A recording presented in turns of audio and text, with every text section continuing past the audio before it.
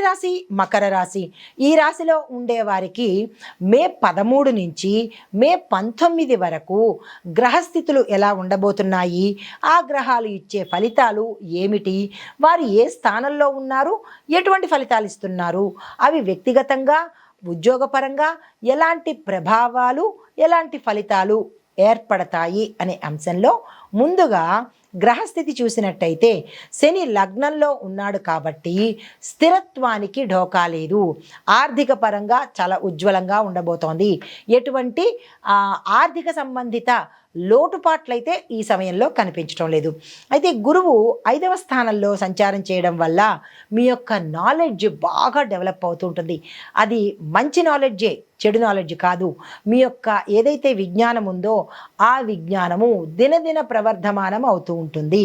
దాంతోపాటు ధనం కూడా ప్రత్యామ్నాయ మార్గాలు, మీకు ఆదాయ మార్గాలు 4 వైపుల నుంచి వస్తాయి. ఈ సమయంలో మిమ్మల్ని ఎవరైనా మోసం చేసినా, మిమ్మల్ని ఎవరైనా అన్యాయంగా మీ వద్ద ఏమి తీసుకున్నా, ఏ పొరపాట్లు మీ తరపు నుంచి చేసినా వారికి ఈ శని భగవానుడి యొక్క తీవ్రమైన ఇబ్బందులు పెట్టేటట్టుగా గోచరిస్తోంది. వీరి పట్ల మిగతా వాళ్ళు జాగ్రత్తగా ఉండే ప్రయత్నం చేసుకోండి. తరువాత సూర్యుడు చూసినట్టయితే 4వ ఇంట్లో సంచారం చేస్తున్నాడు కాబట్టి మీ యొక్క గృహంలో మంచి మంచి మార్పులు రావడము, గృహం కొనుక్కోవడము, ఆదాయ మార్గాలు పెరగడంతో పాటు భూమి, వస్తు, వాహన, గృహ యోగాలు కూడా కనబడుతున్నాయి. కొంతమంది స్థలాలను కూడా కొనుక్కునే అవకాశం కూడా ఇక్కడ గోచరిస్తోంది.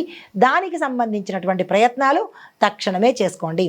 అయితే వీరి యొక్క ప్రభావాలు వ్యక్తిగతంగా ఎలా ఉండబోతున్నాయి అంటే, కుటుంబాల్లో సంతోషకరమైన వాతావరణము, మీరు పనిచేసే ఏ రంగమైనా సరే అక్కడ పేరు ప్రఖ్యాతలతో పాటు విశేషమైన ధన సంపత్తి, ఆదాయం పెరగడము, సంఘంలో గౌరవం రావడము, మీకంటూ మీకు ప్రత్యేకమైన హోదా కలగడము, ఇలాంటివన్నీ గోచరిస్తున్నాయి.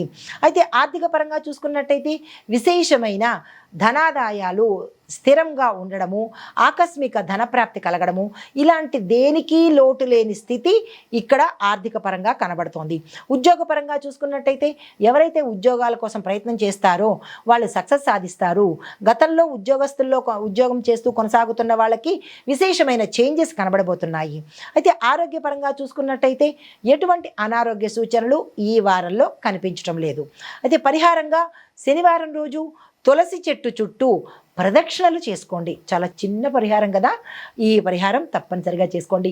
మీకు వీలైనన్ని సార్లు తప్పనిసరిగా ప్రదక్షిణ చేసుకొని, ప్రదక్షిణల అనంతరము తులసి చెట్టు దగ్గర దీపం వెలిగించుకుని మీ యొక్క సమస్య ఏదైనా ఉంటే చెప్పుకునే ప్రయత్నం చేసుకోండి.